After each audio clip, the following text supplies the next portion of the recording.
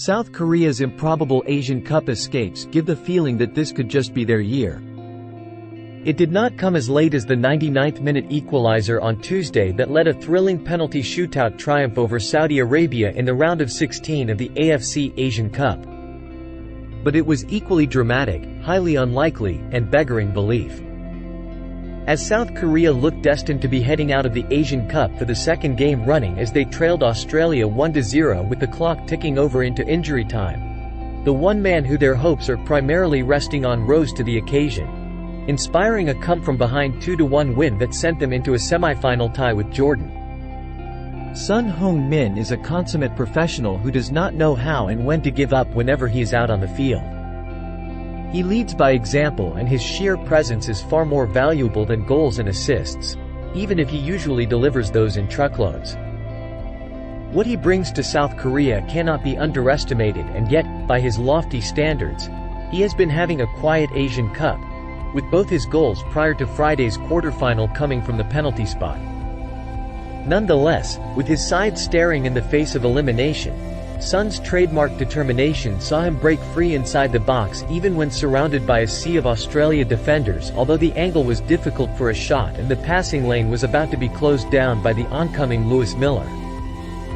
Sensing the challenge coming from Miller, Son intelligently planted his feet down to shield the ball and, in an instant, drew contact from the unfortunate Socceroos substitute, who had been brought on earlier in a bid to see out the win. It was not simulation but a savvy bit of play from a vastly experienced, world-class player like Son, and Miller fell into the trap, paving the way for Wang Hee-chan to blast the resultant penalty past Matthew Ryan in the 96th minute to force extra time. 3 days earlier, the Taeguk Warriors had needed penalties to see off Saudi Arabia in another heavyweight clash, having failed to find the breakthrough in the 30 minutes of extra time. This time around, it was not necessary. As the first period of extra time drew to a close, another impulsive challenge from Miller felled Wang on the edge of the area.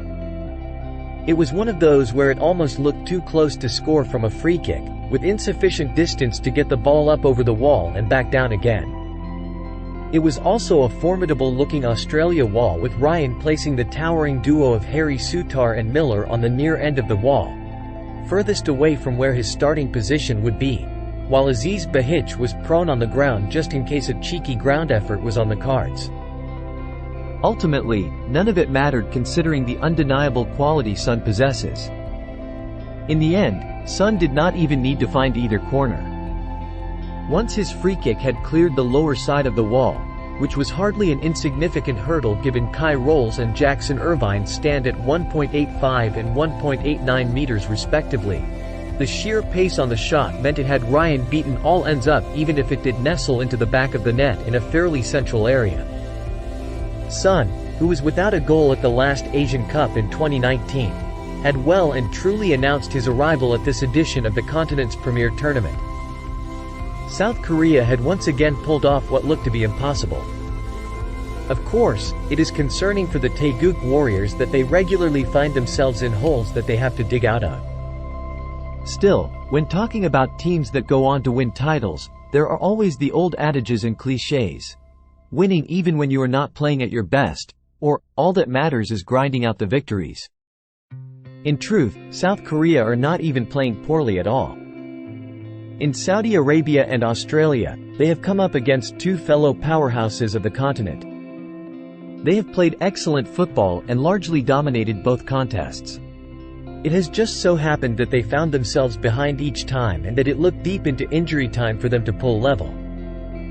On the other hand, they are proving impossible to count out until the final whistle, and with that also comes a mental boost.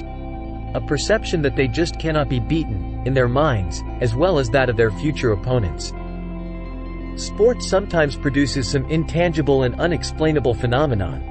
One of those being how it can seem like destiny when a team just keeps finding a way to win in their quest for glory. For a team looking to win a first Asian Cup since 1960 and who have now looked dead and buried but are still alive, there is definitely a feeling, that cannot be explained, that this could finally be South Korea's year. Thanks for watching NY Sports News. Stay tuned for more updates.